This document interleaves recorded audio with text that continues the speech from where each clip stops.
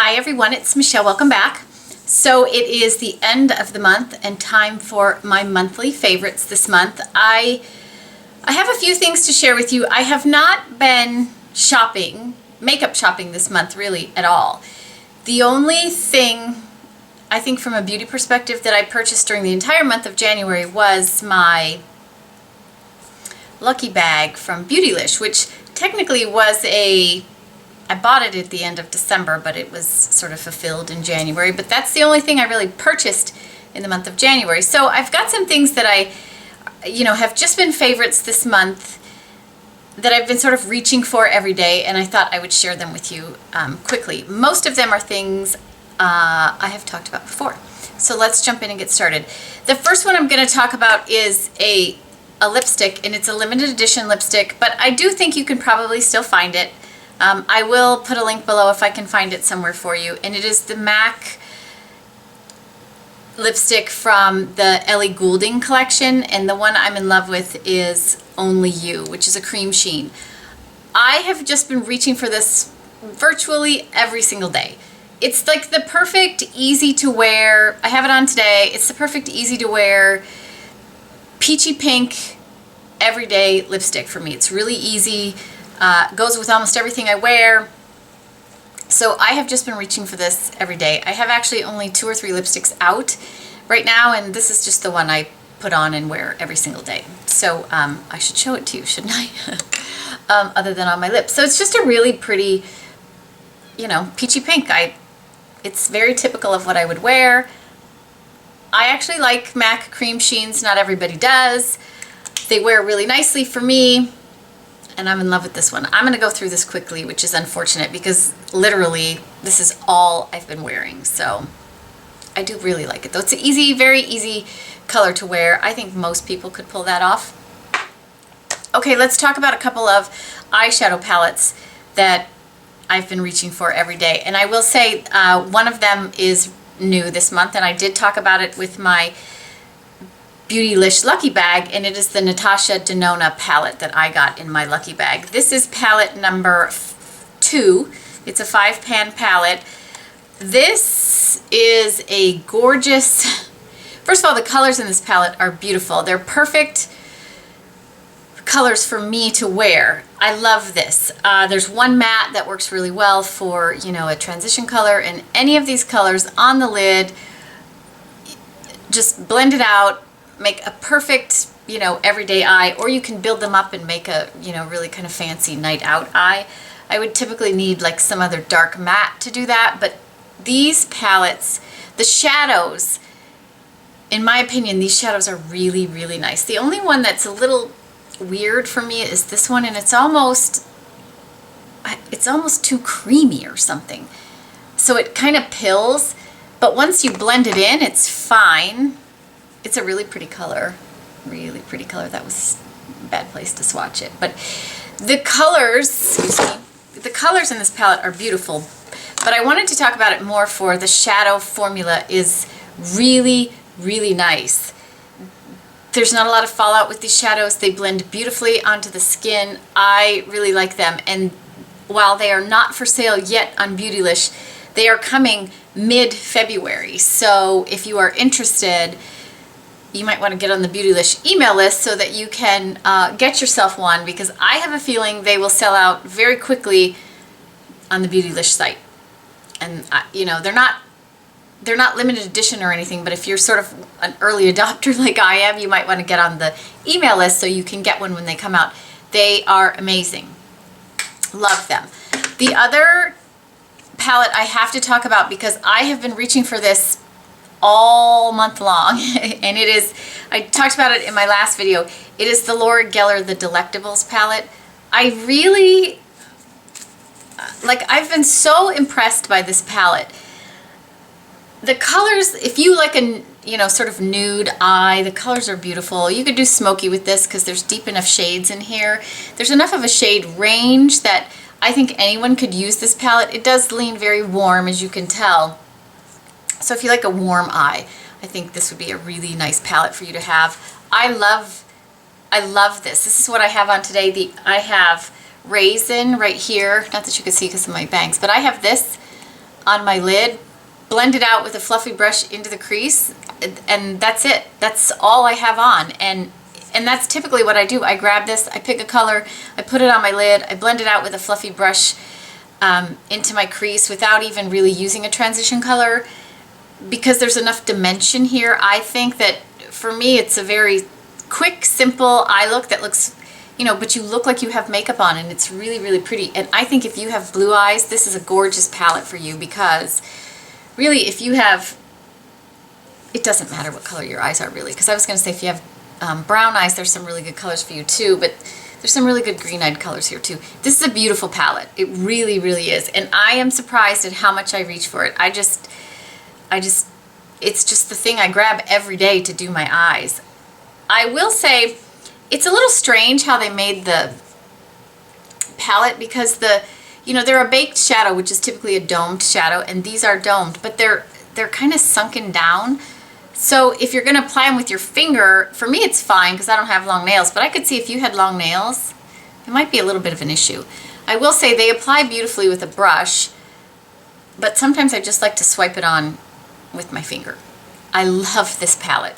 You can get this at Ulta, and I really do love the shadows. Okay, enough about eyeshadows. My mascara for this month that I am just in love with is, and I've talked about this before, it is the MAC Upward Lash Mascara. This is the weirdest mascara. Not weird, it just is so hard to get used to.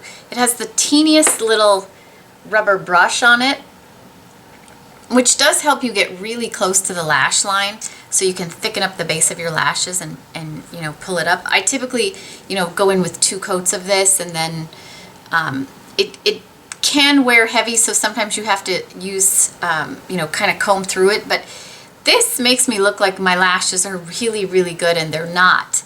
And I try to avoid, I just don't typically wear false lashes unless it's a special occasion, and so, but I still want my lashes to look really good, and this mascara really does that for me. It really does. And this is almost to the point where it's too dry to use, because I've been using it for a few months now, and I'm trying to make myself go through my stash of mascaras, and so I'm going to really miss this. I don't think I have one of these in there. I might, but I'm gonna miss this because it is really, really good. It does, like I said, take a little bit of a learning curve with that brush, but once I figured it out, I'm in love with this. I'm really in love with this. And a lot of times when I have this on, my friends will say, "Do you have lashes on today?" And I almost never wear lashes unless I'm like going out to a wedding or I'm going to be photographed or whatever, and then I will. But my day-to-day is just this mascara, and I do love it. And lastly, I wanted to talk about one of my favorite brushes. I bring brushes into my favorites a lot. This is one I've been reaching for a lot this month, and it is the Wayne Goss number 6, I want to get it right, number 6 brush, which is an eye brush. It's sort of a larger, not large, but for an eye brush, it's sort of a larger shaped paddle brush, which I love for packing color onto my lid, and especially it works beautifully with this palette. I just kind of, get a little shadow on it, and then it lays, the way this brush is designed, it lays the shadow on the lid so beautifully, and then it's so soft, you can just blend with it, and you don't have to get another brush out. It's also narrow enough if you want to, try to do like a little V here and then blend. It works for that as well. It's super, super soft, which is something that's important to me because my eyes get irritated really, really easily. And they never, I don't have any issues using this, even if I blend with this. And I just like it because the shape is really good. If you have a small eye, it might not be best for you, but the shape is really good, and because of the way the hairs are put into the brush in sort of a layered effect, it's really good at picking up product. So for like when I use a baked shadow and I want some, a real hair brush to pick up the shadow, because that's one of the benefits of using a brush with real hair, is that it's better at picking up product than a synthetic brush would be. And this just does fantastic with picking up this product and laying it on the lid. I love it. I own 2 of these number 6 brushes because this is the brush I use every single day for doing my eyes. So wanted to talk about that because I'm not sure I've ever mentioned that it is, you know, kind of how I do my makeup and the thing I use every single day. So that is it for my favorites. Let's move on to my one fail for the month. For those of you who follow me on Instagram, you have already seen it, but here is my fail for the month. This is my favorite IT Cosmetics foundation brush, and look what has happened. This is a IT Cosmetics IT Brushes for Ulta number 115 Airbrush Complexion Perfection. I love how this brush works. What I don't love is that this has happened to the brush after I've owned this brush for just about 6 months.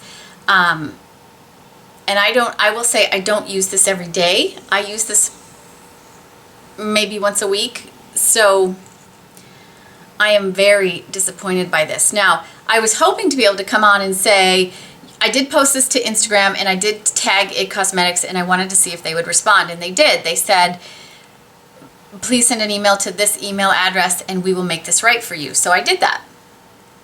And I did that over the weekend. I didn't expect a response until Monday because that's how, you know, I don't expect them to be managing their email over the weekend. First thing Monday, I did get a response from them that said, you know, they apologized that this happened to the brush, but since I hadn't purchased the brush from them, I would need to take it back to the retailer where I purchased it. Which I thought they might really just want to make it right. And, you know, make it easy for me as the customer who's had this experience with them. So they said, you need to take it back to the retailer where you purchased it, and if that doesn't work out, let us know. So I went to Ulta knowing full well that Ulta was not going to, I don't have the receipt, it's been too long, and I know my Ulta, they're not going to take it back. So I went in there, they wouldn't return it, they wouldn't exchange it, they wouldn't give me a credit or anything. I asked to speak to the manager, I was very polite, and she said the same thing. It's been too long. You've owned the brush for 6 months. You know, she wasn't going to help me. And that's one of my issues with Ulta, is my Ulta tends to be like that. I don't return a lot of things. I really don't. And so when they refuse to sort of take a return, it kind of grinds on me a little bit. So I came home and I sent IT Cosmetics another email saying, look, I went to Ulta. This is what they said. And they responded to me saying, okay, we will help you. We will send you a mailer to put the brush in to mail back to us, and once we receive it, we will send you a new one. So while they are going to make it right, I do think that I've sent them a picture of this. I do think they're making it a little more difficult on me as their customer who loves their brushes. You've heard me talk about their brushes. I really do think they're great. But I think that they're handling this not in the best way. I mean, I'm glad that they're gonna, let's hope, right, they're gonna make it right. But really, do they need to send me a mailer so I can mail it back to them so they can see it before they send me a new one? I don't know. I'm a little disappointed in how that was handled. So that is my one fail for the month. And I will keep you posted as to what happens with this in the end.